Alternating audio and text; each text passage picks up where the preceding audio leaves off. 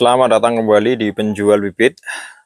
Gimana teman-teman kabarnya hari ini? Semoga dalam keadaan sehat selalu ya. Hari ini penjual bibit sedang mempersiapkan pengiriman bibit durian untuk Bapak Ali Imron di Bojonegoro. Bapak Ali, ini kita sedang proses packing. Pesanan Bapak 200 bibit, kita kasih bonus juga. Terus ini kita packing menjadi 8 kotak atau 8 koli ya. Jadi bibit durian sebelum kita packing itu kita sudah melalui seleksi dulu, bibit-bibit yang sehat, bibit-bibit yang bagus ya.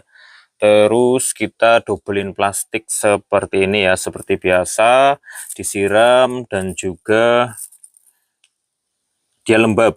Ini tujuannya agar di perjalanan itu ada suplai pengairan ya, karena yang namanya di dalam jasa pengiriman di kargo itu tidak langsung sampai, bisa memakan waktu 3 hari, 4 hari, 7 hari kayak gitu ya. Packingnya menggunakan kayu, kita kayunya menggunakan kayu baru, jadi bibit durian dijamin aman sampai alamat.